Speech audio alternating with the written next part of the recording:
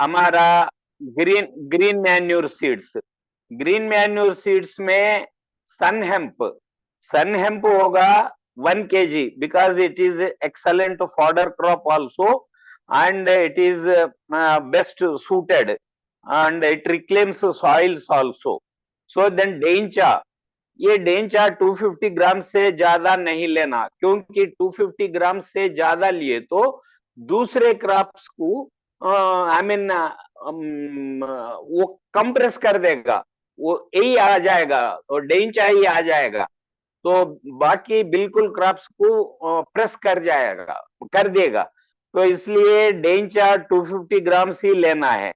Then ये हम हमारा लोकल में बोलते हैं पिल्ली पेसरा, ये एक्चुअली साइंटिफिकली फैशियोलस ट्राइबोलस बोलते हैं, फैशियोलस ट्राइबोलस।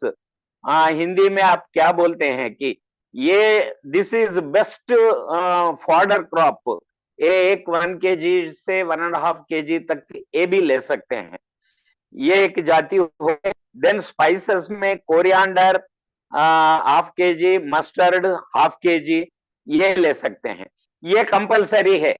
क्या है? Cereals, pulses, oil seeds, green manure crops and spices and condiments, ये 5 जाति। और उसके बाद में because more diversity and more microbes, ये हमारा सिद्धांत है। तो उसके बाद में लीफ वेजिटेबल्स आप रेड सोरल ले सकते हैं, अमरांथस ले सकते हैं, और आपके लोकली जो लीफी वेजिटेबल्स मिलते हैं थोड़ी मात्रा में, वो भी ऐड कर सकते हैं। क्रीपर्स में तुराई और लौकी और कुकुम्बर, खटड़ी, ये भी मिला सकते हैं।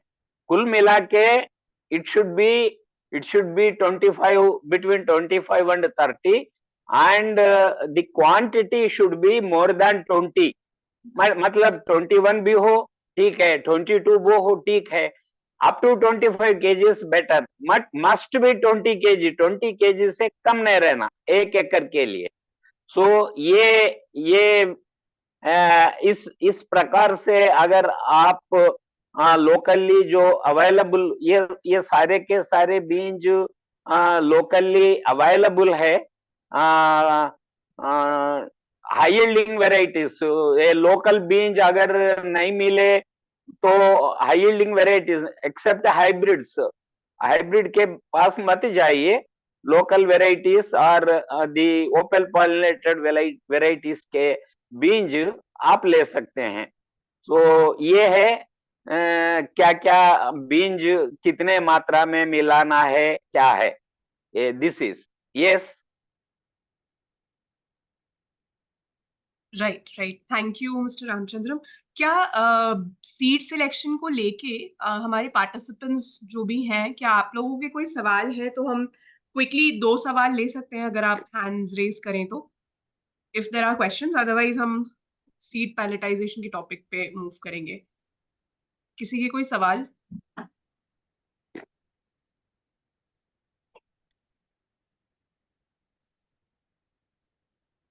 I see no hands raised for now.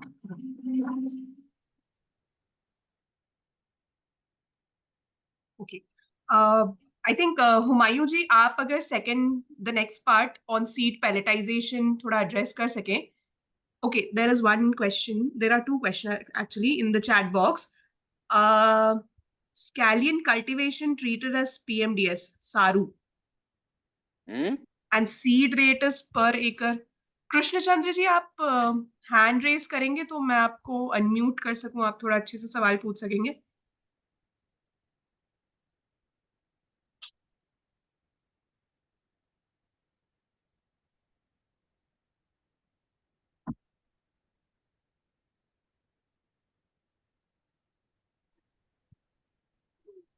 हाँ जी मैम, नमस्ते जी, मैं कृष्णचंद्र बोल रहा है, तो एफीएसए उड़ीसा से।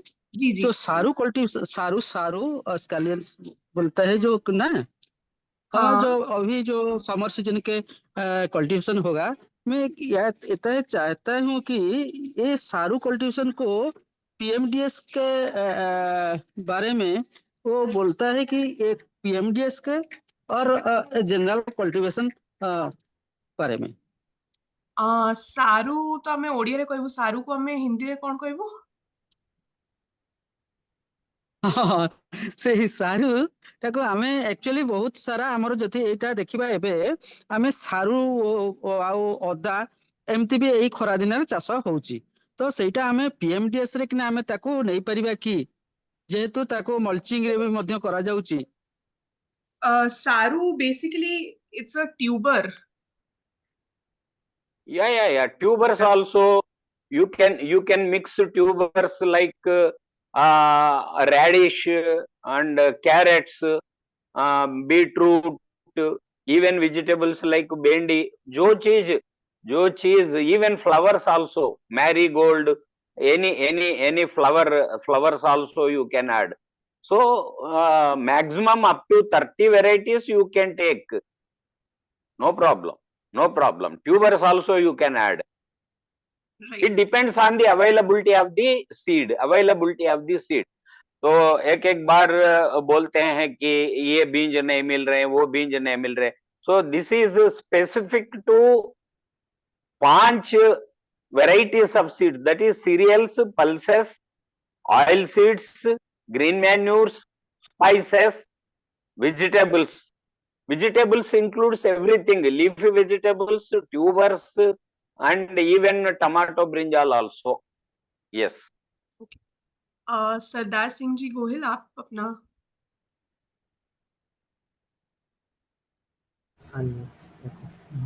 नमस्कार मैम जी मैम, मुझे ये पूछना था कि जो पीएमडीएस है, तो पीएमडीएस का जब बोइंग होगा तो कितने दिन तक रहेगा? उसका क्रॉप जो होगा वो कितना दिन तक रहेगा? ये पीएमडीएस का मतलब ही सेल्फ एक्सप्लेनेटरी है, pre monsoon dry sowing. Pre monsoon dry sowing का मतलब होता है या मई लास्ट वीक और जून फर्स्ट वीक से बरसात का मौसम शुरू होता है. ये that will be continue up to October 31st.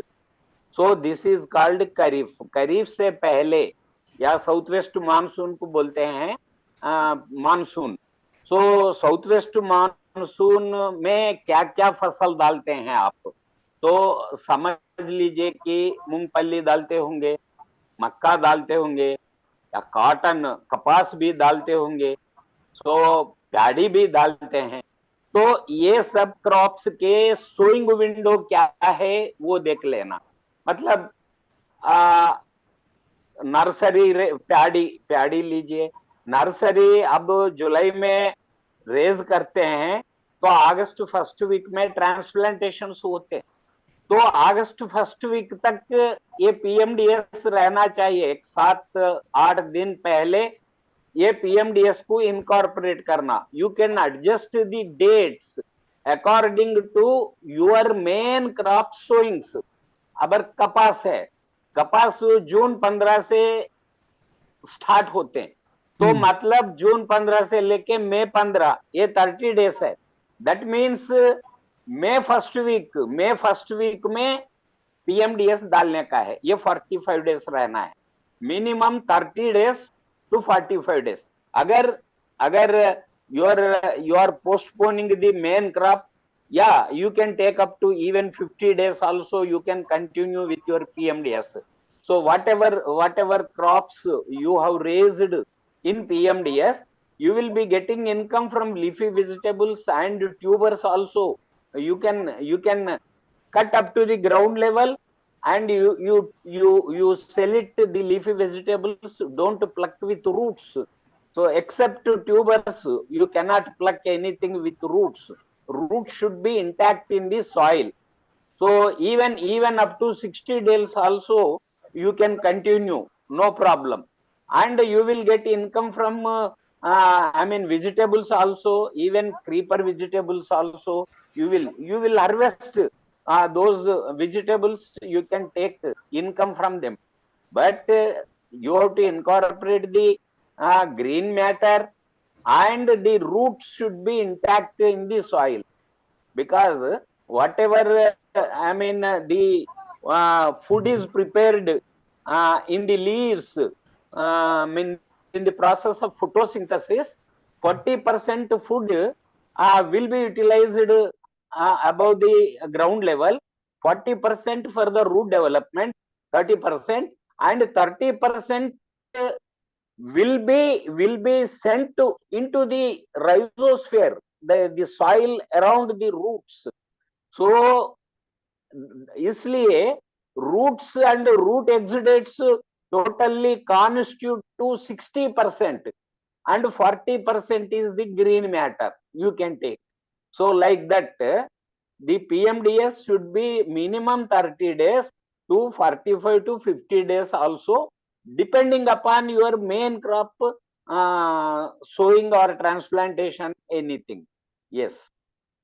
एक लास्ट सवाल इसमें, एक जो पहले आया था वो ले लेते हैं कि सीड रेट पर एकड़ या hectare.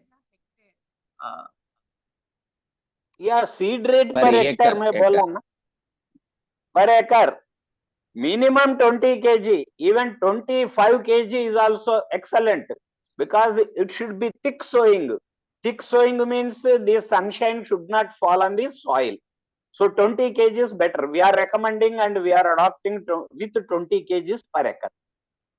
Hectare means you can take it as 50 kg per hectare. Okay okay, thank you Ramchandra जी।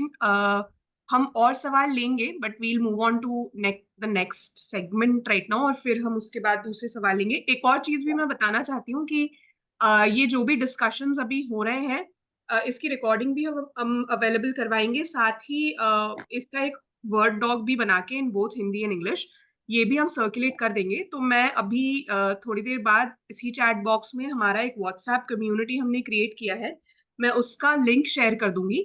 आप लोग सब उस लिंक से उस चैट में जुड़ सकते हैं, या आप लोग की ईमेल आईडीज भी अगर दे तो हम आप लोगों को ऐड कर सकते हैं, और ये जो भी अवेलेबल मटेरियल है, रिसोर्सेज हैं, ये हम आप सबको शेयर कर देंगे। हुमायूं जी, नेक्स्ट हम आपसे जानना चाहते हैं अबाउट सीड पैलेटाइजेशन। उसके अराउंड भी काफी सवाल आए थे कि डिफरेंट साइजेस जो होती हैं सीड्स की, उन्हें इफेक्टिवली किस तरीके से पैलेटाइज किया जा सकता है।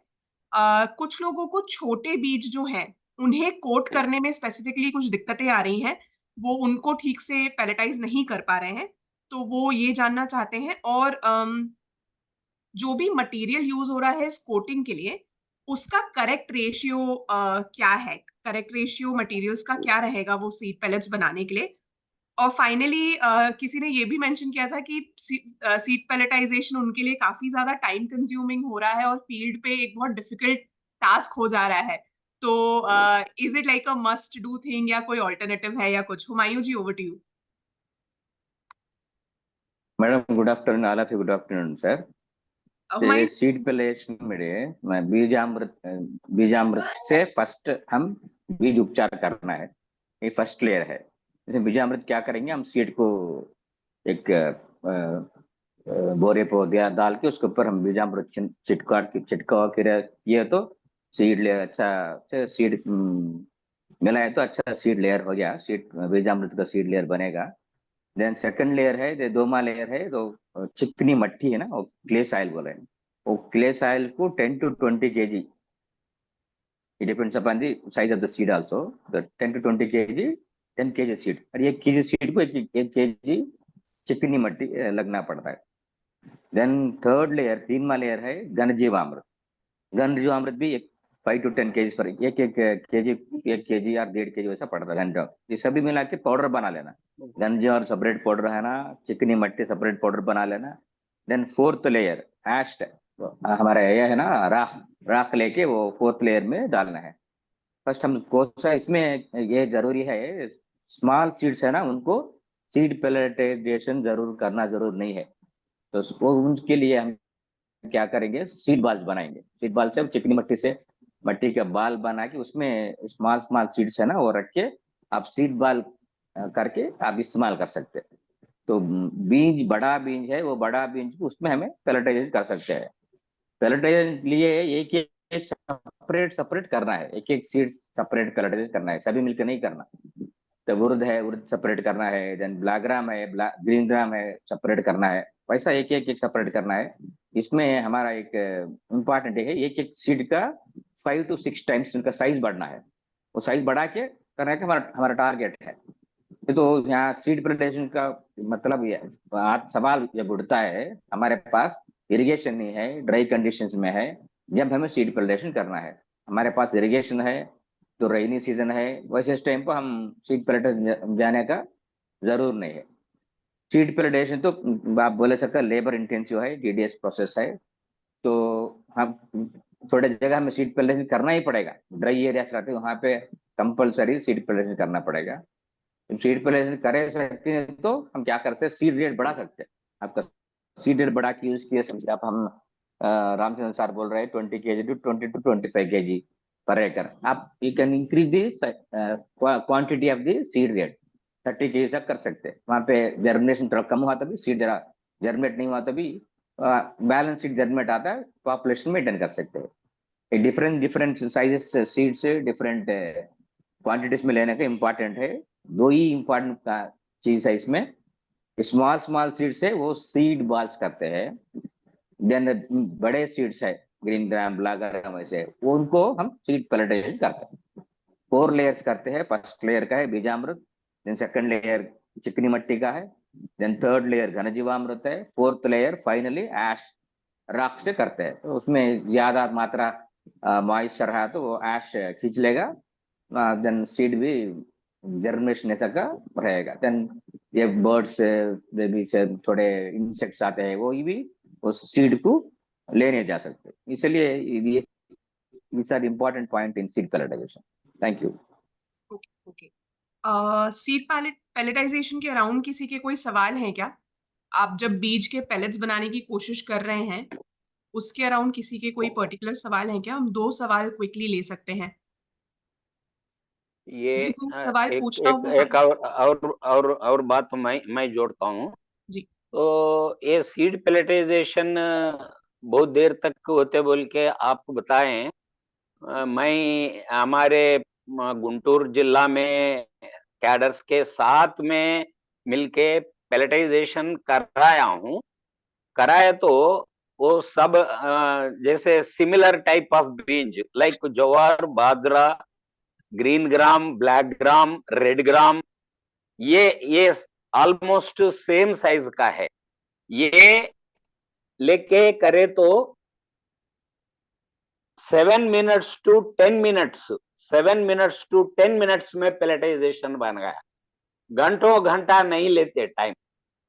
और बड़ा बीज है जैसे कि मक्का है, कैस्टर है, सीड कोट आई मीन हॉर्ड है, you need not go to I mean with pelletization। बहुत स्मॉल सीड है जैसे कि मस्टर्ड है, जैसे कि रागी है, you need not go to pelletization. तो पैलेटाइजेशन बॉल्स बना सकते हैं आप। तो ऐसा कर सकते हैं, टाइम ज्यादा देर नहीं लगते, क्योंकि ये बोरा में वो दाल बीज डाल के हिलाना जो है वो that is the actual technique. वो कैसा हिला रहे कि क्या है कि यूनिफॉर्म लेवल में 2 आदमी बोरा पकड़ के हिलाते रहना, एक आदमी बीजामृत से बीज उपचार कराना, और उसके बाद में fine I mean sieved clay वो मट्टी डालते रहना, वो भी ऐसी वो हमेशा ये हिलाते रहना बोरा को। तो तब ये excellent fine I mean pelletization मिल सकते हैं। Practically I did it with cadres, ज्यादा देर नहीं लगता time, 10 minutes maximum 10 minutes, minimum 7 minutes. This is practically I did it after observing only I am talking it. Thank you. एक सवाल इसी के अराउंड चैट बॉक्स में आया है कि ट्रांसपोर्टेशन और स्टोरेज के समय कोई डैमेज या स्पॉइलेज का रिस्क हो सकता है क्या? पैलेटाइजेशन करने के बाद ट्रांसपोर्ट नहीं करना चाहिए। At field level only, at farmers level only depelletization करना है, वो मिला के बिफोर बोइंग के सामने ही हाँ करना है। बिफोर बोइंग से सीड बोने के समय में करना है, एक दिन पहले या 2 घंटा 3 घंटा 4 घंटा पहले, बस इससे पहले ये यहाँ करो पेलेटाइजेशन एक 40 किलोमीटर दूर ले जाओ, ऐसा नहीं करना, कभी भी नहीं करना। पेलेट्स खराब हो जाते हैं, ब्रिटिल रहते हैं ना उसके ऊपर, तो it's not recommended and it is not possible, you should not do it. Yes. We will share the video also, Aishwarya ji, जी जी how to prepare seed pelletization. That video we will share. That will be in ये Telugu. बोरा हिलाने का technique ही important है madam, वो अगर uniform layering, layer by layer, uniform layer आना है तो वो अच्छा सीधा हिला स्किल्ड वर्क है। ये 2-3 मरते करे तो आपको आ जाएगा। अगर वो video by any chance YouTube या कहीं पे मैं अभी available शेयर है कर तो देता हूँ, आपको उससे- शेयर कर देते मैडम, आई विल जी। Share to you.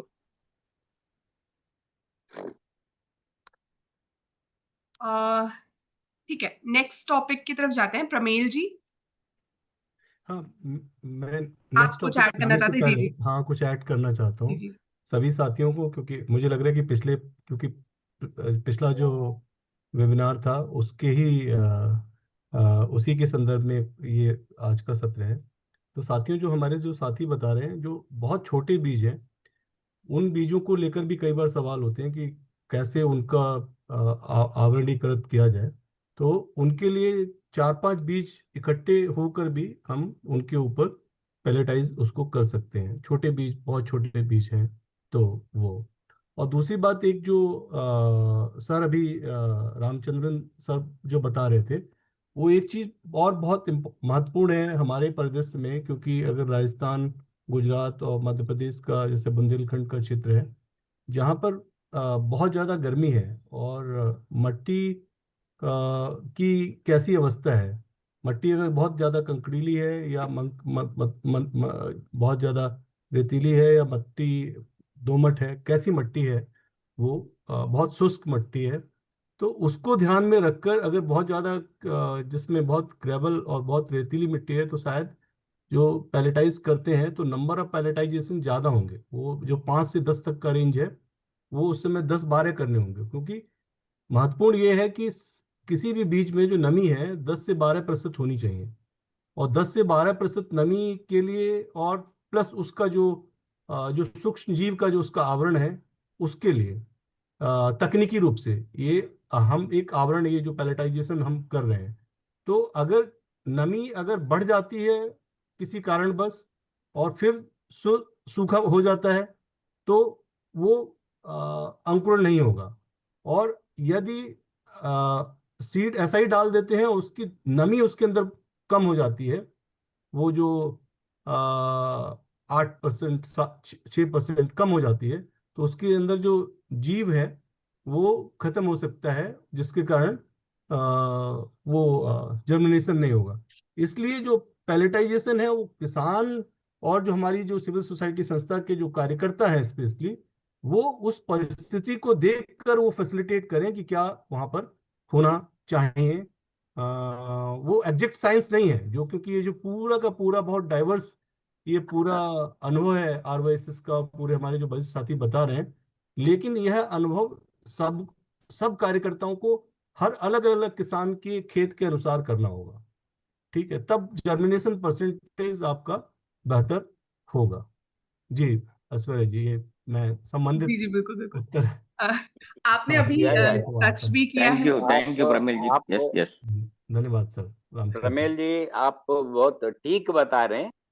जी अगर जर्मिनेशन होने में बहुत दिक्कत होगा, क्योंकि ऐसी सीड विदाउट पेलेटाइजेशन अगर डाले तो वो राजस्थान जी के गर्मी में वो पूरा पानी 8% से और कम हो जाएगा और एंडोस्पर्म मर जाएगा, so it will yes not germinate. Absolutely sir.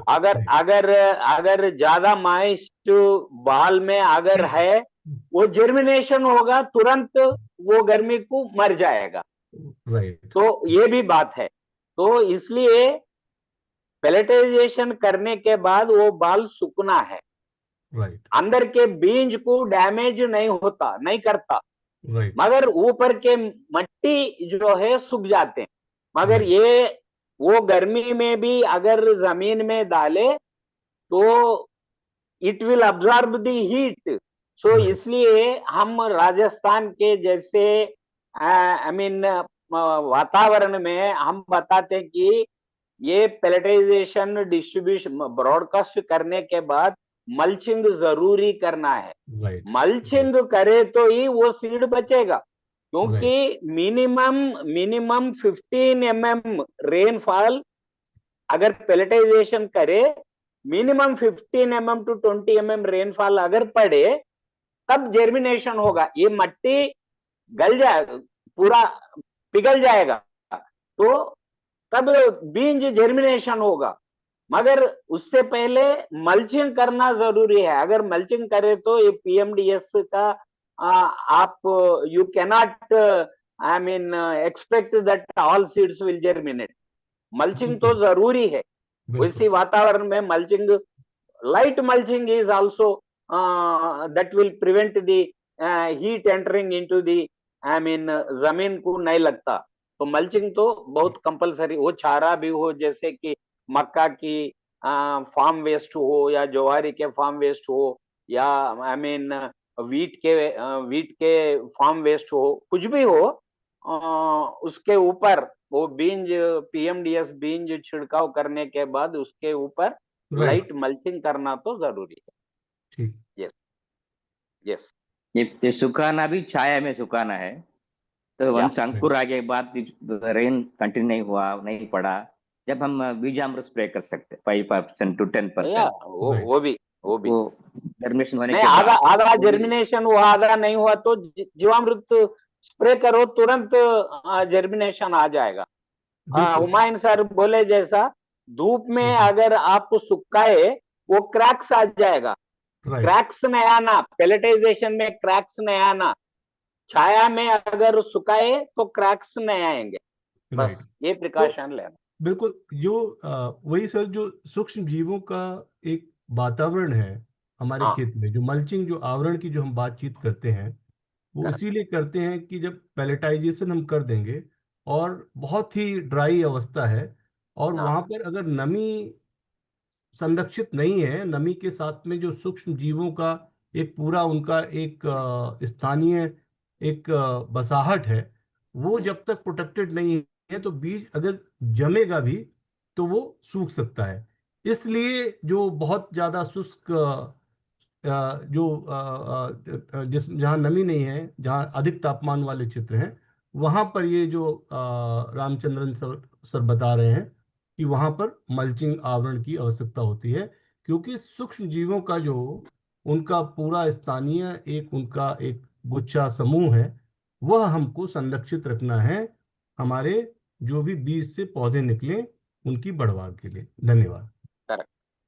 अब एक भी देख लेना सर, इसमें ये आपको मल्चिंग लेयर तो कितना लेयर इंचेस डालना वही देख लेना। ज्यादा तो मल्चिंग लेयर ज्यादा जर्मिनेशन आके भी वो फिर राटन हो जाता सीड। जब at that time you have to spray जीवामृत। तो ये राइट, कितनी लेयर देखिए इसमें एक चीज और है, ये लेयर वाली सभी साथियों के लिए है कि अगर ऐसे क्षेत्र हैं जहां पर नमी है और हमें सिर्फ जो है पीएमडीएस इसलिए कर रहे हैं कि हमको भूमि के अंदर हमको जड़ों का जंजाल, जो सूक्ष्म जीवों के साथ उसका संबंध है, उसको बनाकर रखना है। तो जहां पर नमी है वहां पीएमडीएस अगर ये पैलेटाइजेशन नहीं करेंगे तो भी चलेगा।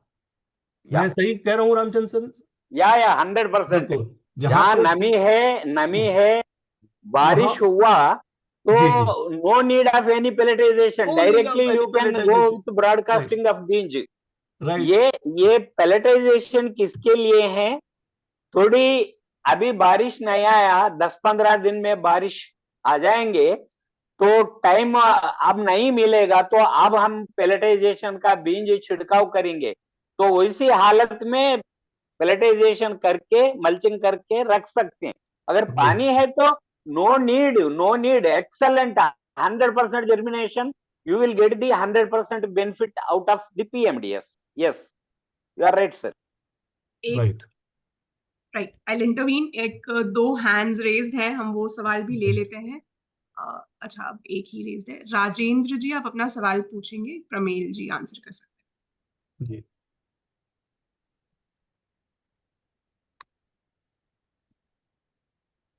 राजेंद्र जी, आप सुन पा रहे हैं? जी नमस्कार, सभी को प्रणाम। आवाज आ रही है? जी जी जी। Yeah, हाँ हाँ, मैं राजेंद्र बोल रहा हूँ, ग्रामीण विकास विज्ञान समिति से, ग्राविस से, और हमारी टीम के लोग भी जुड़े हैं हमारे साथ में। तो पहले तो आप सबको धन्यवाद कि आपने मानसून के समय से पहले इतना मीनिंगफुल वर्कशॉप को ऑर्गेनाइज किया, तो ऑर्गेनाइज करो, धन्यवाद।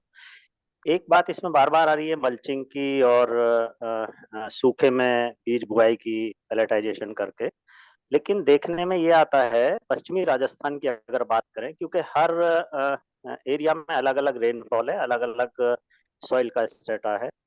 तो अगर पश्चिमी राजस्थान में देखें तो वो 10 to 12 रेनी डेज हैं, और वो भी अनसर्टिनिटी है। सॉइल जैसा परिमल जी ने भी कहा कि जहाँ पर कंकरीली हो, रेतीली हो, तो वहाँ पर अलग तरह से सोचना होगा। लेकिन देखने में ये आया है कि यहाँ पर जो भी श्रब्स हैं या झाड़ियाँ हैं या बुशेज हैं, लोग उनको बरसात जब ये मालूम हो जाता है कि अगले हफ्ते आने वाली है, तब उसमें सूड़ करते हैं, सूड़ करना कहते हैं, उसको सफाई करते हैं खेत की। और वो इसलिए उसको पहले नहीं करते हैं क्योंकि यहाँ पर विंड इरोजन काफी होता है सॉइल का, हवा बहुत तेज चलती है, तो टॉप सॉइल को बचाने के लिए उसको रोक के रखते हैं। तो नेचुरल एक वेजिटेशन जो ग्रो होता है आफ्टर क्रॉप हार्वेस्ट के, तो उसको पूरे साल ऐसे ही रखते हैं। तो वो तब उसमें पैलेटिंग तो तब होगा जब उसमें कल्टी चलाएंगे या जो उसको जुताई करेंगे। तो लेकिन तब भी बरसात का कुछ ठिकाना नहीं है कि वो होगा ही या नहीं होगा, या उतने अंगुल होगा नहीं होगा। तो यहाँ पर ये मानते हैं कि 10 से 12 अंगुल देसी उसमें अगर वो बारिश नहीं हुआ है तो वो सोइंग नहीं करेंगे। नहीं तो अगर सोइंग किया तो जो बीज है वो जर्मिनेट नहीं होगा, हुआ भी तो वो फिर खत्म हो जाएगा। तो एक तो ये है, तो पैलेटाइजेशन यहाँ पर कितना उपयोग होगा नहीं होगा, इस पे एक तो रिफ्लेक्शन चाहिए। दूसरा मल्चिंग की बात है, तो यहाँ पर दीमक बहुत है, और दीमक हमेशा जहाँ डेडवुड होगा वहाँ ज्यादा होती है। और उसका कारण ये है, यहाँ पे आकड़ा है, उसकी लकड़ी होती है, बहुत सारी श्रब्स होती हैं सूखे, तो वो उसका भोजन है, और वो हर खेत में मिलेगा। तो सूखी जहाँ शुष्क खेती है उसमें मल्चिंग करेंगे तो दीमक को और बढ़ावा होगा। तो ये दोनों एक दूसरे के कॉन्ट्राडिक्टरी हैं, और फसल को वो बहुत नुकसान करेगी, क्योंकि वो तो उसमें फिर शुष्क खेती में आप ज्यादा दवाइयां डालने की एक तरफ हम मना कर रहे हैं, और एक तरफ उसको रोकने का तरीका क्या होगा अगर ऐसा कुछ होता है तो इस पर थोड़ा देखें। और जब हम कम्युनिटी सीड बैंक और लैंड रेसेस को बढ़ाने की बात कर रहे हैं, तो जो बीज है वो फिर अगर एक बार खत्म हो गया और दोबारा बोएंगे तो लाएंगे कहाँ से फिर। तो इस पे थोड़ा सा ट्रेडिशनल जो यहाँ का विजडम है उसको ये कैसे कॉन्ट्राडिक्टरी करता है, या फिर उसको कैसे ये उसके अनुकूलन में है, थोड़ा इस पर अगर कुछ बता पाए तो अच्छा होगा। Thank you.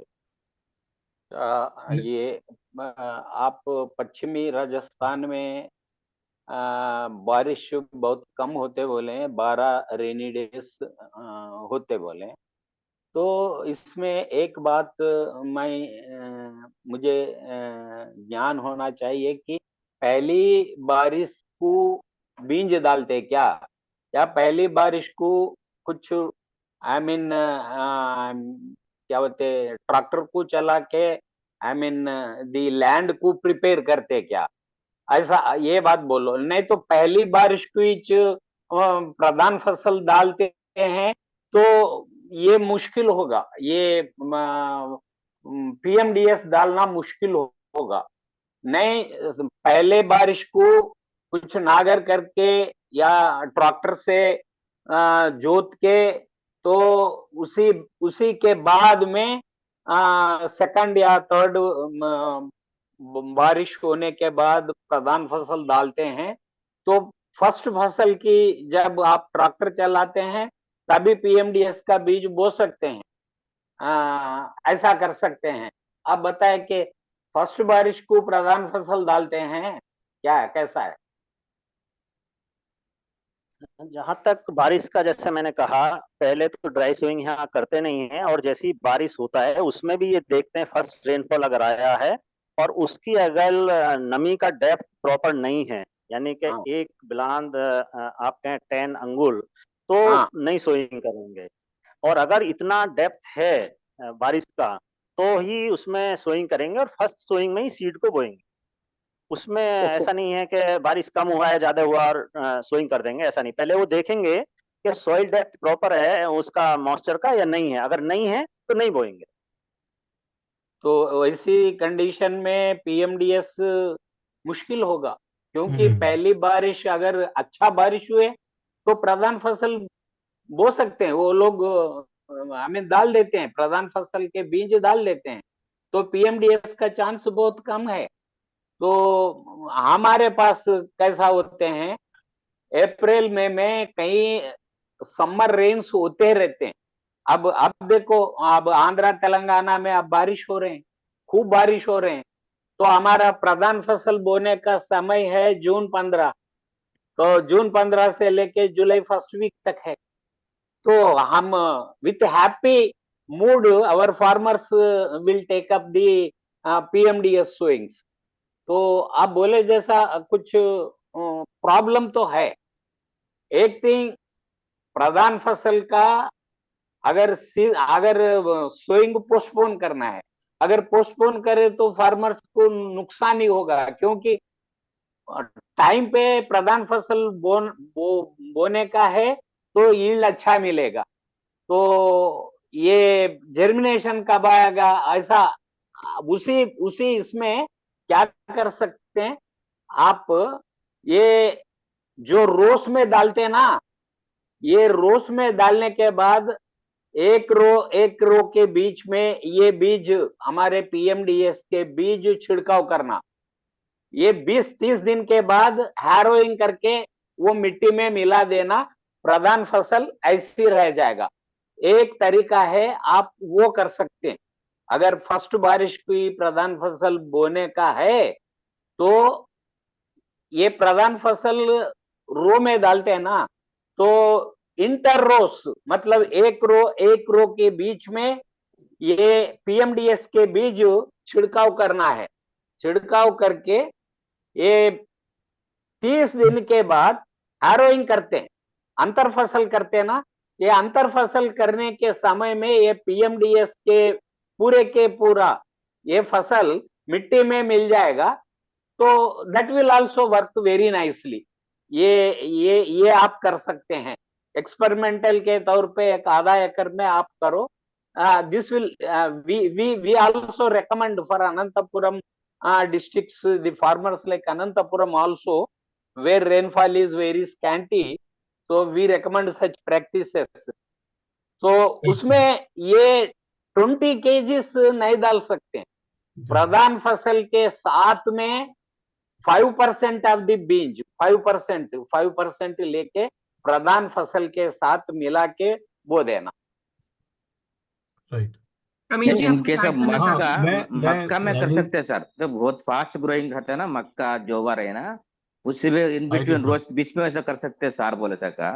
हमारा अभी प्रिंसिपल एक है 360 डेज ग्रीन कवर नहीं कर सकते तो वहां पे आपका ड्राई मल्च डालना पड़ेगा। तो हमारा हाँ। ये नहीं, इम्पोर्टेंट ड्राई मल्च डाले तो हिमायन साहब, ड्राई मल्च डाले तो दीमक आते बोल रहे हैं ना, दैट इज हाँ, आल्सो ड्राई मल्च दीमक आते हैं। नो अच्छा, दीमक आते सर, मेरे- वो कंटिन्यूअस करने में जाने में तो दीमक कम हो जाएगा, बट इनिशियल में आपको लोकल स्पेसिफिक से ट्रायल करके वहां पे या फार्मर अगर ऐसा है तो मैं और एक सुझाव करूंगा। दीमक ज्यादा है तो ये हमारे बोटानिकल्स में ये मीन क्या बोलते हैं, कैलोट्रापिस उसका अर्क है ना, मेन अर्क बोटानिकल बोल बना रहा, के, हाँ कैलोट्रापिस अर्क, हाँ कैलोट्रापिस का बोटानिकल बना के ये मल्चिंग स्प्रेड करने के बाद वो स्प्रे कर दीजिए, सो तुम्हारे दीमक नया आएगा। राइट सर, ये तो बिल्कुल सही है जो आप बता रहे हैं अभी की परिस्थिति में। राजेंद्र भाई, जो हमारी बरसात की फसल होती है, खरीफ की फसल, वो वहां पर उसके बाद क्या रबी की फसल भी लेते हैं हम लोग? नहीं, रबी की रबी की फसल जो फसल नहीं लेते। खड़ीन है, हाँ, जो खडीन है उसी में लेते हैं जहाँ मॉइस्चर रिटेंशन होता है पानी को रोकने में, या रेन थोड़ा बाद में होती है हार्वेस्टिंग के समय पे, यानी सितंबर में खेत उसके खाली आसपास कब हो जाता है आपका? Unseasonal rain. नवंबर दिसंबर में? अक्टूबर अक्टूबर अक्टूबर अक्टूबर में हो में जाता है, अक्टूबर बिल्कुल। में हार्वेस्ट शुरू हो जाता तो सर है। वहां अच्छा, पर करना क्या है कि वहां पर आपको, मेरे ख्याल में, क्योंकि जो पीएमडीएस का पूरा सिद्धांत है कि खेत को कैसे 365 डेज कवर रखना है और लिविंग रूट्स रखनी है, तो हमको रबी ड्राई सोविंग करनी है नवंबर से मार्च के बीच में एक्सेलेंट। आपके यहाँ पर, ठीक है। और वो सबसे बेस्ट है, क्योंकि अभी करेंगे तो जो आप परिस्थिति बता रहे हैं वो परिस्थिति, और रामचंद्रन सर ने भी कहा है कि अभी कोई फायदा उसका ज्यादा नहीं होगा। आपके लिए सबसे बेस्ट है कि रबी ड्राई सोविंग हो, जिसको रबी ड्राई सोविंग कहते हैं, नवंबर से मार्च में करें। और बाकी मतलब वहां पर आपको शायद पैलेटाइजेशन का भी इतना जरूरत नहीं पड़ेगी, क्योंकि वहां पर मॉइस्चर होगी, रेजिडुअल मॉइस्चर भी उस समय रहती है, ठीक है। और वो जो ये बीज हैं, जो देसी वहाँ की जो स्थानीय परिस्थिति में जो ठीक बीज हैं, उनको खेत में डाल सकते हैं, तो जिससे कि वो अधिकतम समय वनस्पति का आच्छादन, और कुछ फसलें ऐसी भी हों कि जिससे किसान भी, उससे किसान, पशु और जो पूरा इकोसिस्टम है उसका लाभ कर पाए। तो राजस्थान जो ये जो स्पेशली वेस्टर्न राजस्थान के लिए, क्योंकि मैं उस वहाँ की स्थिति से वाकिफ हूँ, तो सबसे बेस्ट है कि हम लोग वहाँ रबी की फसल करते नहीं हैं, तो हम लोग रबी ड्राई सोविंग हम वहाँ पर करें। रिले से ही कर सकते। Good good suggestion excellent sir, sir, good excellent ठीक है सर, प्रमेल जी। थैंक आप यू। बोले हाँ जैसा खरीफ में अगर चाहे तो बीज प्रधान फसल के साथ में 5% पीएमडीएस बीज मिला के सो कर सकते हैं। अगर नहीं हो सका तो रबी, ये खरीफ फसल काटते समय 5 दिन पहले नमी रहते हैं ना, रेसिडुअल मॉइस्चर, राइट सर। तब ये 20-25 केजीज उसमें छिड़का दो, so the crop will to even February right and sir, March. So 365 DGC excellent right root exudates भी आ जाते हैं, आपका जमीन भी एक्सेलेंट तैयार करके फिर खरीफ के लिए राइट रेडी हो राइट सकते हैं। Right right right. तो वो पूरा जो एक्सेलेंट, खेत का जो थैंक यू, कवर है, थैंक यू। फार्म कवर, वो बढ़ जाएगा, और स्लोली फिर शायद हम लोग कुछ जो ये अप्रैल नवंबर की परिस्थिति है, वो राजेंद्र भाई के पास वैसे ही एक्सपर्ट्स लोग हैं, वो खुद उसको बिल्ड कर पाएंगे फर्दर। राजेश अग्रवाल जी ने हाँ, हैंड रेज किया हुआ एक है, सवाल वो ऐश्वर्या, काफी क्या समय से आप हैंड रेज्ड उनको है। म्यूट करेंगे? राजेश जी, आप अनम्यूट कर सकते हैं खुद को।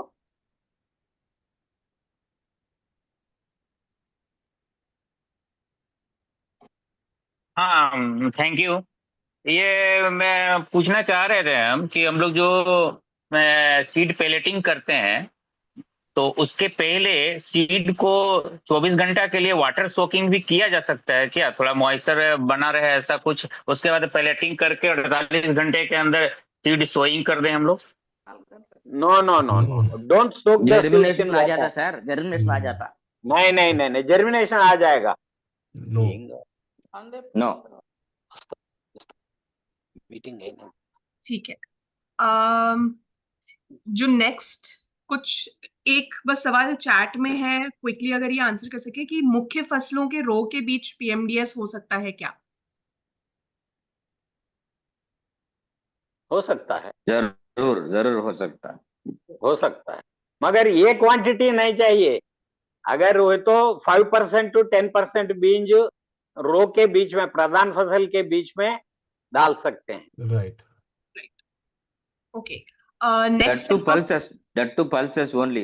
Don't go for cereals, millets. Better go to pulses.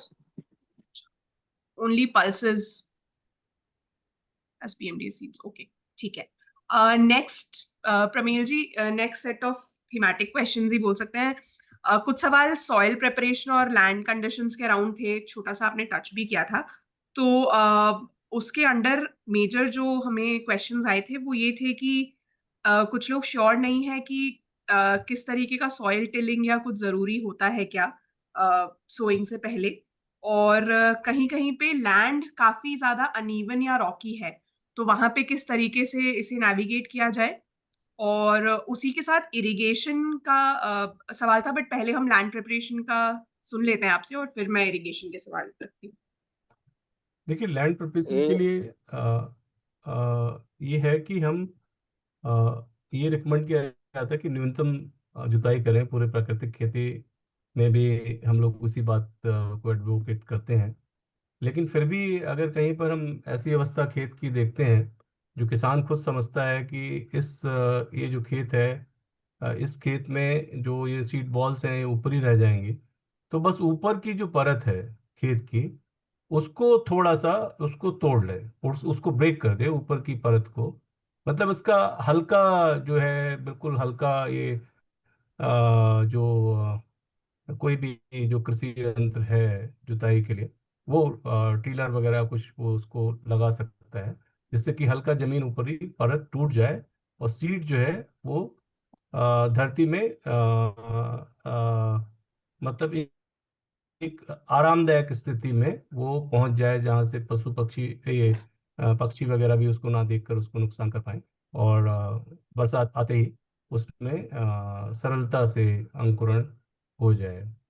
और साथ में ये भी है कि जैसे अगर जो आप जो पूछ रहे हैं कि अगर ऐसी भूमि है जो थोड़ी सी रफ है और वो किसान उस खेत को बनाना चाहता है और उसके लिए पीएमडीएस उपयोग कर रहा है और थोड़ी कंकरीली वगैरह है, तो एक चीज़ तो ये ध्यान रखें कि हम थोड़े वहाँ पर तुलनात्मक रूप से जो बीज है वो बीज की मात्रा करीब 20% ज़्यादा लगाएं।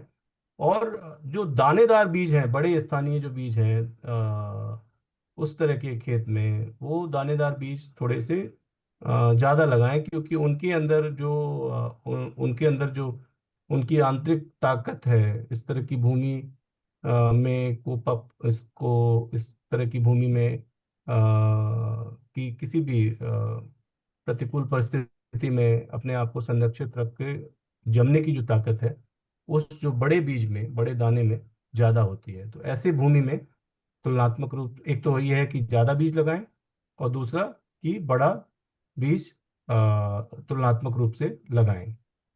और अगर जो हम पहले भी इसके ऊपर चर्चा कर चुके हैं, हम वेस्टर्न राजस्थान के एग्जाम्पल की बात नहीं करेंगे, लेकिन फिर भी अगर भूमि जैसे गुजरात में और भी कई क्षेत्रों में जहाँ पर बहुत ही जमीन में आर्द्रता नहीं है और तापमान आने वाले कुछ समयों में बहुत ज़्यादा बढ़ने वाला है, तो मल्चिंग का प्रयोग करें। और मल्चिंग ये भी हो सकता है कि हम ये कह सकते हैं कि इतना हमारे पास में मल्चिंग के लिए जो मटेरियल चाहिए, जो भी सूखा वो या गीला हरा मल्च वो नहीं है उपलब्ध, तो कैसे करेंगे? तो आप गुच्छों में लगाइए। ज्यादा मतलब आपके पास में आधा एकड़ भूमि है तो आधा एकड़ भूमि को आप प्रथम वर्ष में तैयार करने की कोशिश कीजिए, ना कि पूरी आपके पास 5 एकड़ भूमि है तो 5 एकड़ खराब आपकी मतलब भूमि है जहाँ पर सिर्फ खरीफ की फसल होती है, रबी की फसल नहीं होती है। तो ऐसी भूमि में कोशिश कीजिए कि आप आधा एकड़ लेकर और उतने के लिए गुच्छों में, मतलब आधा एकड़ में आप अगर आप देखें कि 2000 स्क्वायर मीटर हुआ क्षेत्र, तो 2000 स्क्वायर मीटर पर कितने क्षेत्र में आप बीजों का गुच्छा लगाएंगे ऐसे ऐसी जटिल परिस्थिति वाले खेत में। और वहां पर उतना वो गुच्छों में है तो वहां पर उसका आच्छादन जो मल्च है वो आप आराम से कर सकते हैं। और आच्छादन का सिर्फ और सीधा सी बात वही है कि नमी का संरक्षण, और नमी के संरक्षण से जो जो सूक्ष्म जीवों की जो कॉलोनी है उसको निर्मित करना, उसको संरक्षित रखना, जिससे कि बागी की आगे की बढ़ोतरी हो, वनस्पतिक बढ़ोतरी अ, हो। तो ये है।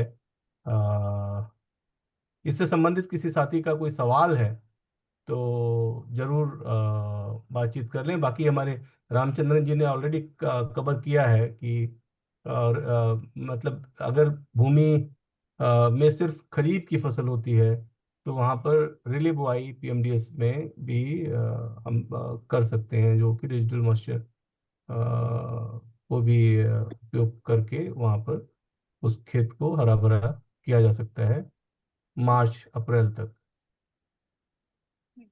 या प्रमेल जी, नाइस। आप बोले जैसा ये जमीन के ऊपर के परत को डीप फ्लोइंग कभी नहीं करना। नहीं डीप फ्लोइंग करना। करे तो हम वही जैसे कि स्मॉल ट्रैक्टर और रोटावेटर अगर है तो रोटावेटर से आई मीन जमीन को जरा वो चलाए तो ये ऊपर के फर्श थोड़ा डिस्टर्ब हो जाएगा। Then you can broadcast the PMDS seeds right. और उसके ऊपर से कुछ आई मीन हैरोइंग का मतलब हैरो वो या हैरो हाँ या कल्टीवेटर। वो ऑपरेटर अगर चलाए तो वो बीज के ऊपर थोड़ा मट्टी गिरेगा तो it will be excellent. Right. कभी भी डीप फ्लोइंग नहीं करना। इससे पहले Correct. डीप फ्लोइंग करना बोले थे वैज्ञानिक लोग ने बोले, मगर हम we are doing carbon sequestration है।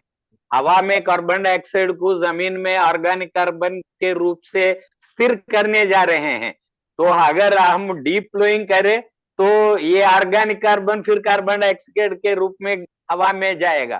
तो डीप फ्लोइंग मना है, डीप फ्लोइंग नहीं करना, बिल्कुल। मगर ऊपर के परत को थोड़ा डिस्टर्ब तो करना जरूरी है। या राइट। और दूसरा एक और इसमें सवाल था सिंचाई से संबंधित।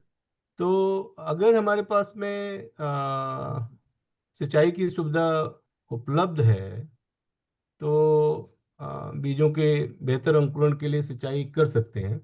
लेकिन सिंचाई की सुविधा उपलब्ध है तो वहाँ पर हमको पैलेटाइजेशन की भी जरूरत नहीं है। आप सीधे कर सकते हैं, वो करेक्ट किसान समझ सकता करेक्ट। है इसको। राइट। तो लेकिन अधिकतर जो हम लोग पीएमडीएस की बात कर रहे हैं ऐसी स्थिति में कह रहे हैं जहाँ पर सिंचाई की सुविधा नहीं है और वहाँ पर दोबारा से हमको खेत में नमी विकसित करनी है। तो अ, या सि- ये है। सिंचाई रिलेटेड ही सवाल ये भी थे कि इरिगेशन इमीडिएटली सोइंग के बाद जरूरत होती है क्या, कि या वो पहली बरसात के लिए वेट करें? पानी अगर है तो irrigation immediately you can give irrigation and no need of pelletization. Yes. अगर पेलेटाइजेशन करने का समय है कि बारिश के रूप में पानी आने के, वो we are waiting for the वर्षा बारिश, then pelletization can be done and broadcasted in the soil and waiting for the first rain. अगर पानी है, सिंचाई व्यवस्था है, that is the excellent one. You broadcast the seed, irrigate, everything will be okay.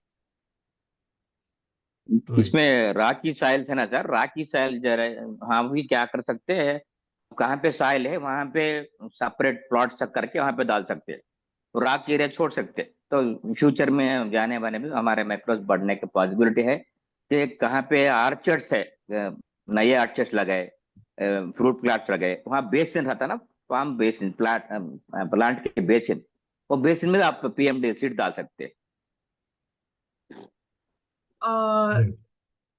Land preparation को लेके या irrigation को लेके, लैंड कंडीशंस को लेके किसी के कोई सवाल है तो आप अपना हैंड रेज कर सकते हैं और हम वो सवाल ले सकते हैं।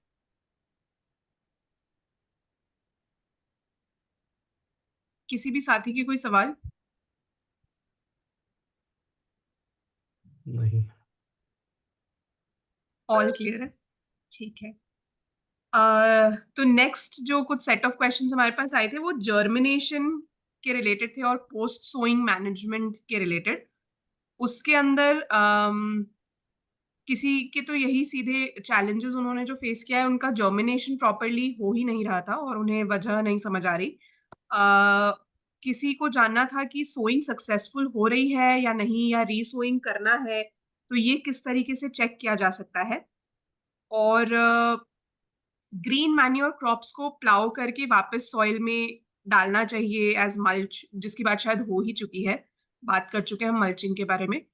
पर ये दो चीजें जो पहले दो सवाल थे कि जर्मिनेशन हो रहा है कि नहीं हो रहा है, उसको समझे कैसे, और अगर नहीं ही हो रहा है तो वो किस वजह से नहीं हो रहा और उसे कैसे एड्रेस कर सकते हैं।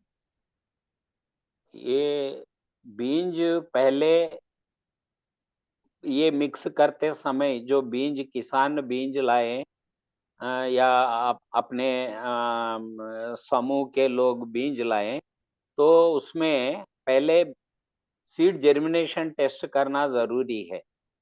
या इतने सारे सीड्स में एक 100 सीड रैंडमली पिकअप करके एक आई मीन टिश्यू पेपर में काउंट करके 100 बीज वो फोल्ड करके उसके ऊपर पानी छिड़का दो। 3-4 दिन में वो पेपर को ऐसा निकालो तो उसमें कितने बीज जर्मिनेशन आया। सो 90, 95, 97, 100%। तो मोर देन 90 जर्मिनेशन आया तो वो बीज को लेना। अगर 70, 60 ऐसा जर्मिनेशन है तो वो वैरायटी को मिक्स नहीं करना। वो जर्मिनेशन बहुत बीज पुराना है, जर्मिनेशन ठीक नहीं है, एक बात है। सो ऐसे 90% अबव बीज जर्मिनेशन है तो वो सीड मिक्स कर लेना 20-25 किलो और जमीन में छिड़काव करना। तो जमीन में पेलेटाइजेशन करने के बाद या बगैर पेलेटाइजेशन करने के बाद, बगैर पेलेटाइजेशन है तो आपको सिंचाई व्यवस्था है, पानी अवेलेबिलिटी है, तो नो नीड ऑफ एनी सोचने का कोई बात नहीं है। You will get 100% germination. और अगर बारिश के ऊपर निर्भर है, अगर आप बीज छिड़काएं पेलेटाइजेशन करके, तो तब आपको मालूम हो जाएगा कि जमीन में बारिश होने के बाद 3-4 दिन के बाद जर्मिनेशन आना शुरू कर देगा। तो वो 2 इंच के फासले में बीज आया या 1 फुट के दूर दूर में जहाँ एक वहां एक, जहाँ एक वहां एक, ऐसा बीज जर्मिनेशन आया तो जर्मिनेशन पूर है। 1 इंच 2 इंच के फासले में बीज अगर जर्मिनेशन आ गए तो दैट इज 100% गुड जर्मिनेशन आया सर का, आप समझ लेना। तो अगर जर्मिनेशन ठीक नहीं है तो if you want to wait for still प्रधान फसल को अभी टाइम है, तो बारिश है, जर्मिनेशन थोड़ा आया, बाकी का जर्मिनेशन नहीं आया, तो अगर बीज है तो बीज छिड़का देना, छिड़का ब्रॉडकास्ट कर सकते हैं। प्रधान फसल का अगर टाइम है तो, प्रधान फसल का टाइम नहीं रहा, बस उसे ही you can adjust with that germination only, you can not do. समझ गए मेरे बात को, समझ गए ना?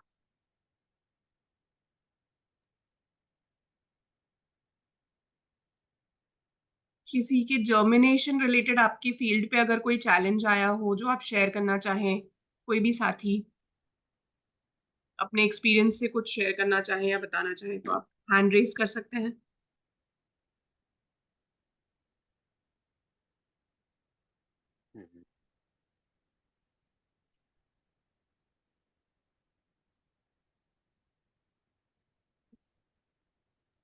और मैं अनुभव बता देता हूँ इसके साथ में। एक ये भी बात होती है कि बीज में अगर नमी किसी कारण से बढ़ती है और फिर क्या होता है कि फिर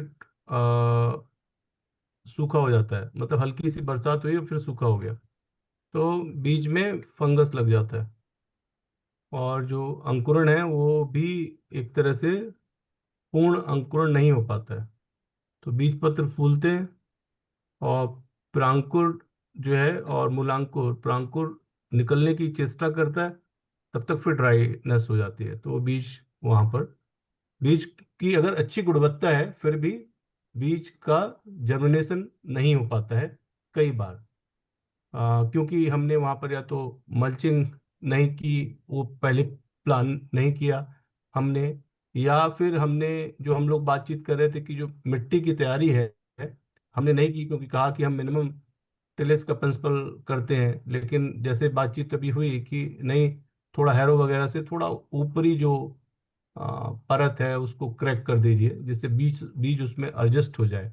क्योंकि जैसे भी हल्की सी भी अगर बरसात होती है तो उस समय बीज के साथ में जो आंतरिक उसके सूक्ष्मजीव जो एक्टिवेट होंगे, और बाहरी जो उसको बीज सूक्ष्मजीवों का जो मंडल है वो पूरा उसके साथ में संचालित हो जाएगा, तो वो बीज चला जाएगा। अगर ये कहीं भूमि क्रेक नहीं की है, बीज एडजस्ट नहीं है, तो भी सूख सकता है। तो इस तरह से सूख सकता है।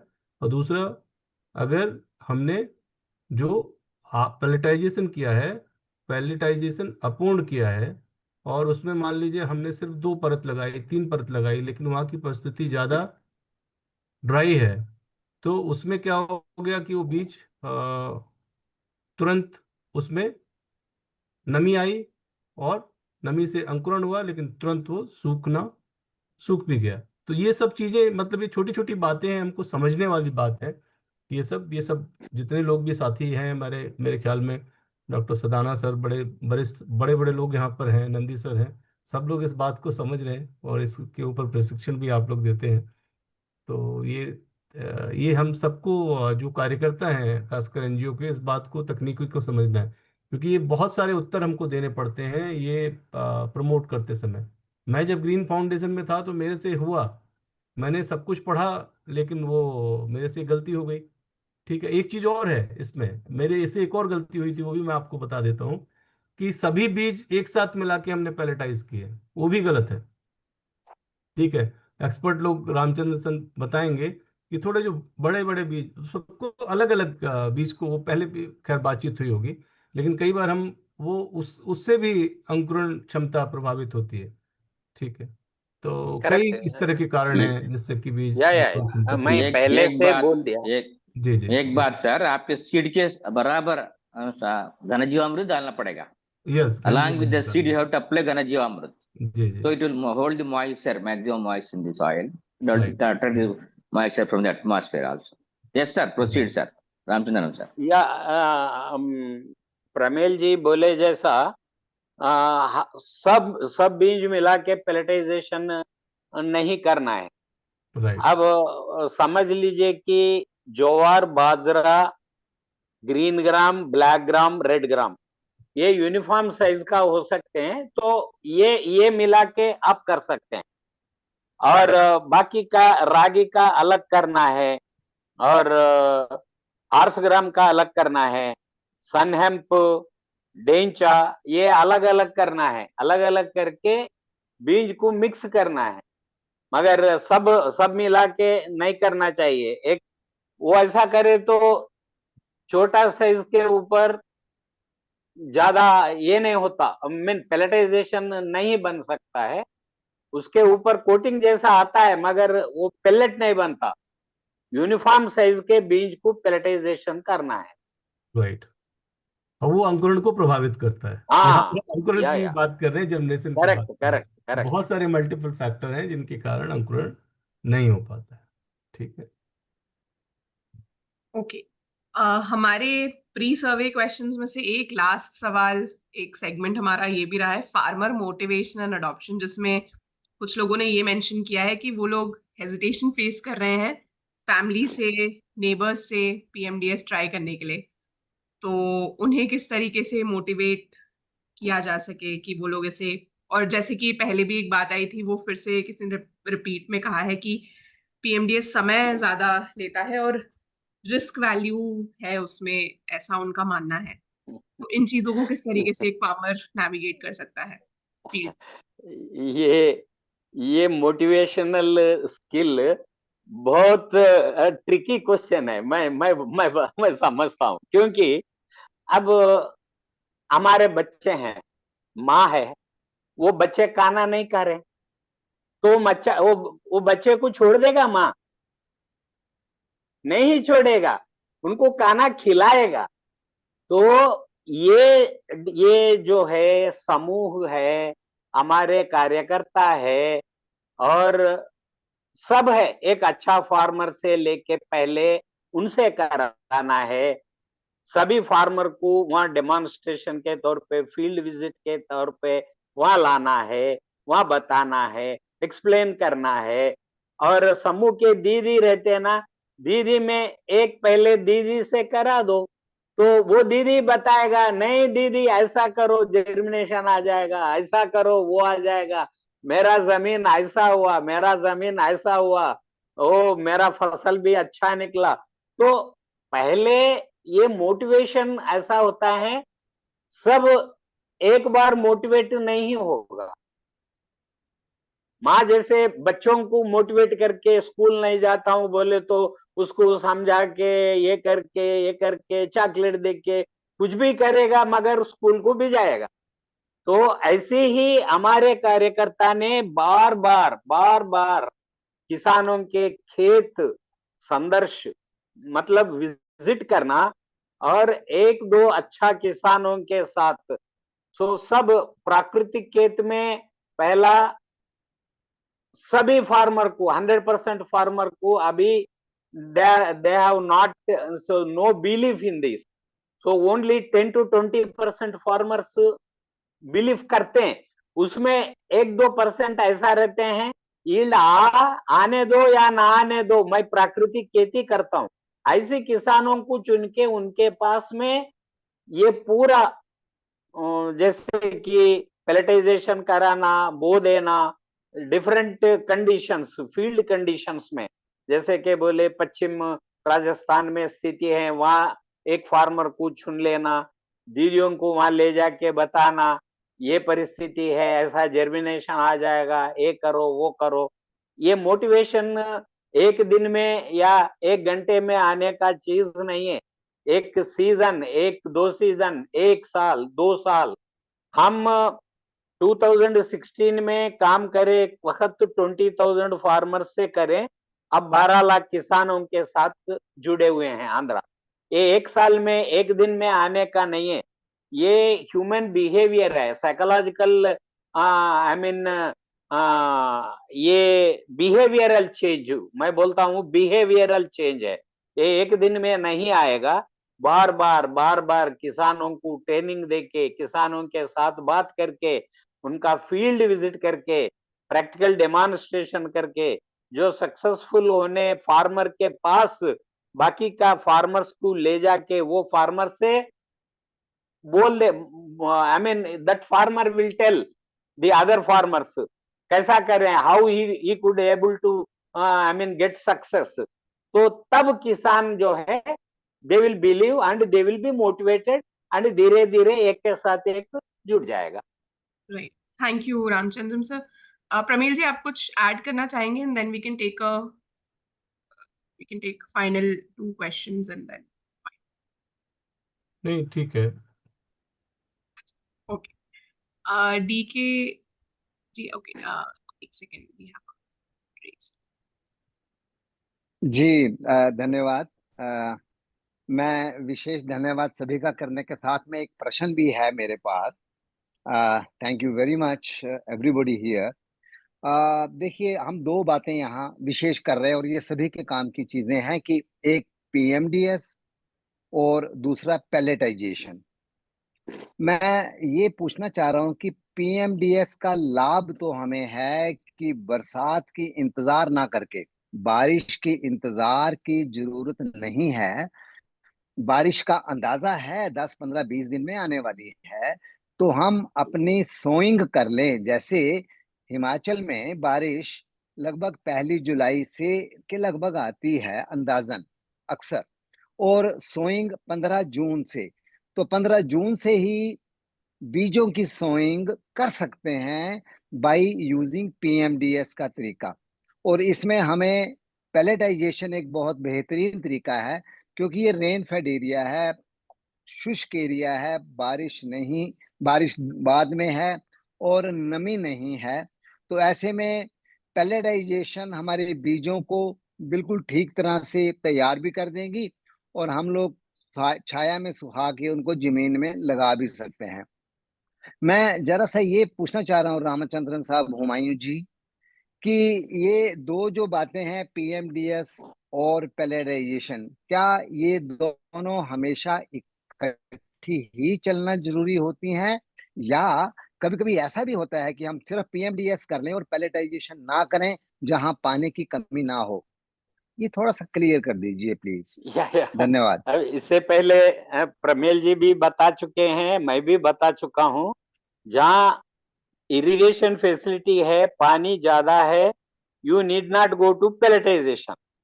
यहाँ पानी नहीं है, अब 10-15 दिन में पानी आने वाला है, तो तब पैलेटाइजेशन करके ही बोना है, बस।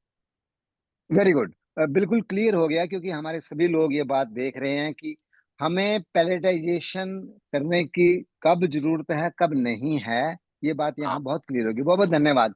And I am Thank you. Thankful to Humayun ji and Aishwarya and Pramel ji, everybody here. Thanks. Thank you sir, Thank you. Thank you. क्यों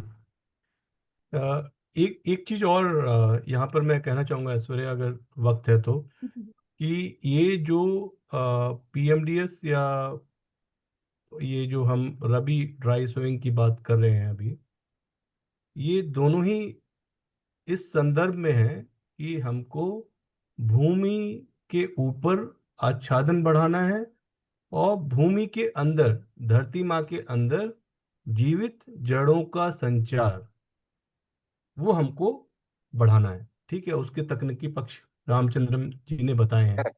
Correct. इसका ये कतई उद्देश्य नहीं है कि इससे हमको प्रोडक्शन प्राप्त करना है। मुख्य फसल जो किसान जैसे लेते हैं वो वैसे लें। अब इसका अगर आप देखें तो इसका जो संबंध है, अगर जीवित जड़ें, अगर आपने मान लीजिए मई में पीएमडीएस कर दिया और जर्मिनेशन भी हो गया, इस पर मानसून ठीक है, और आपकी मुख्य फसल है धान या मक्का या जो भी आपकी खरीफ में, वो आप पौध उसकी लगाओगे, उसके बाद ट्रांसप्लांट करोगे, वो आप करीब जुलाई के में जाओगे उसको लेकर करने के लिए। तो आपके पास में 70 दिन, 80 दिन, 100 दिन, जो जैसे जिस समय बो रहा है, उस समय आप क्या कर रहे हो, आप अपने खेत के अंदर, भूमि के अंदर जीवित जड़ों के साथ में सूक्ष्म जीवों का एक बहुत हलचल पैदा कर रहे हो। और वो पूरा का पूरा जो पहले रामचंद्रन जी ने बताया था कि उनका जो फोटोसिंथेसिस, जो जो भी पौधे जमते हैं पीएमडीएस में या रबी ड्राई सोइंग में, वो सब फोटोसिंथेसिस के थ्रू क्या बनाते हैं, मीठा द्रव्य, जो पौधे के खुद की वनस्पतिक वृद्धि के लिए काम आता है, 30, 35, 40% जड़ों के लिए, और कुछ छोड़ते हैं सूक्ष्म जीवों के बीच। वो होता है जो प्राकृतिक खेती का महत्वपूर्ण हिस्सा है। जो हम कहते हैं कि प्राकृतिक खेती कर रहे हैं, उत्पादन नहीं हो रहा है, लेकिन जब आपकी भूमि, जब आपकी जब खाली है, रबी में आपकी भूमि खाली है, उसके बाद आपकी जायद में भूमि खाली है, उस समय आपके सूक्ष्म जीवों को कौन ध्यान रखेगा? सूक्ष्म जीवों को ध्यान कैसे रखा जाए, उसके लिए आरवाईएसएस ने पीएमडीएस तकनीकी या जो प्री ड्राई मानसून ये तकनीकी विकसित की है और पूरे भारत में इसका प्रसार करे। तो ये बात समझनी है। जो उससे पहले मोटिवेशन की जो भी बात थी, मोटिवेशन भी किसानों को इसी संदर्भ में बताना है कि हम कह रहे हैं धरती माता जीवित धरती माता हम मानते हैं, और धरती माता माता मानते हैं, तो माता जीवित, और माता अगर जीवित है तो वो किस आधार पर है? सूक्ष्म जीवों के संचार के आधार पर जीवित है। ठीक है, और सूक्ष्म जीव कौन करता है? किसके साथ में रहते हैं? जड़ों के साथ में रहते हैं, उसके लिए वनस्पतिक वृद्धि चाहिए। तो वही एक चीज है कि इमोशनली कैसे हमारे एनजीओ के कार्यकर्ता इस बात को कन्विंस करें कि इसकी लागत कितनी लग रही है। अब एक साथी ने सवाल भी पूछा है, पवन कुमार ने, तो अगर देखो कि अगर हम अगर अभी अभी अभी की बात अगर हम करते हैं, और अभी ड्राई सोइंग हो गई है और सूक्ष्म जीवों का संचार जड़ों में, जड़ें लिविंग रूट्स भूमि में आ गई हैं, उन्होंने ऑलरेडी जो खनिज हैं उनको ब्रेक डाउन, जो भी सोल्यूबल फॉर्म में करना शुरू कर दिया है, और उसके अलावा जो एक संरचना, जो भी एक बैलेंस भूमि की संरचना है सूक्ष्म जीवों के कारण हो गई है। ठीक है, तो बहुत सारे नाइट्रोजन फिक्सेशन और बहुत सारे जो तत्व हैं, वो सब काम, उसके बैक्टीरिया, वो सब काम कर रहे हैं। तो जब फसल लगेगी, खरीफ की मुख्य फसल, तो उस समय जो फर्टिलाइजर रिक्वायरमेंट है, जो प्राकृतिक खेती में हम लोग कहते हैं कि जरूरत नहीं है, तो फर्टिलाइजर रिक्वायरमेंट जीरो है ही नहीं। वहां पर फिर जीवामृत और घन जीवामृत वो आपका बहुत अच्छे से काम करेगा। ठीक है, तो वो जो भी साथी हमारे जो सवाल कर रहे थे, पवन कुमार जी, वो सब उससे रिलेटेड है। इकोसिस्टम बिल्ड हो जाएगा, वो लागत ही खत्म हो जाएगी पूरी की पूरी। ठीक है, थैंक यू। या एक्सलेंट प्रमेल जी। तो इसके बारे में मैं कुछ ऐड करना चाहता हूँ।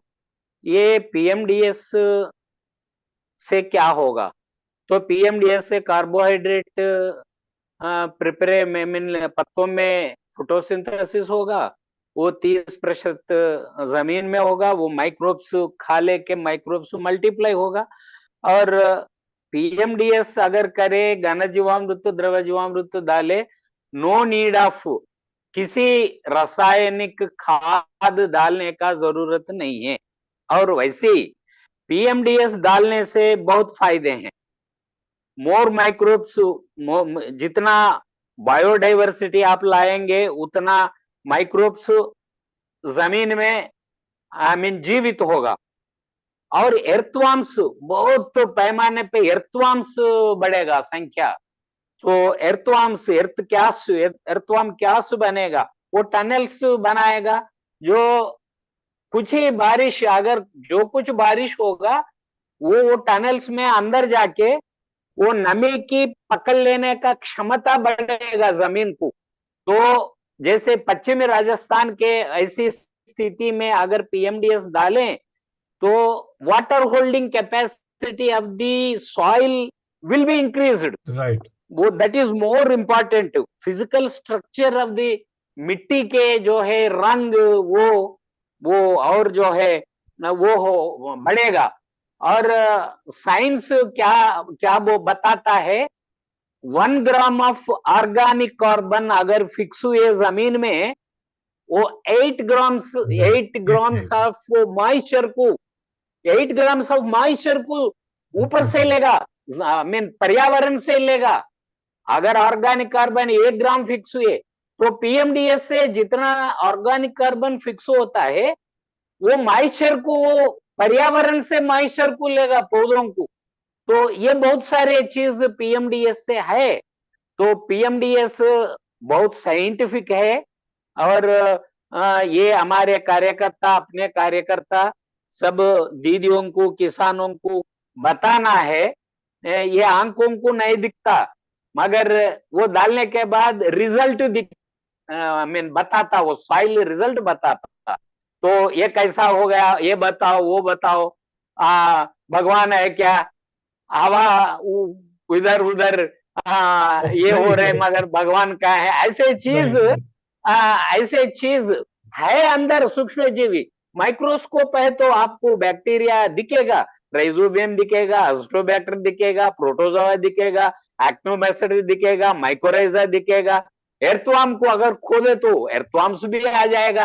तो ये जो है साइंस इज देयर, ये बगैर साइंस के नहीं है।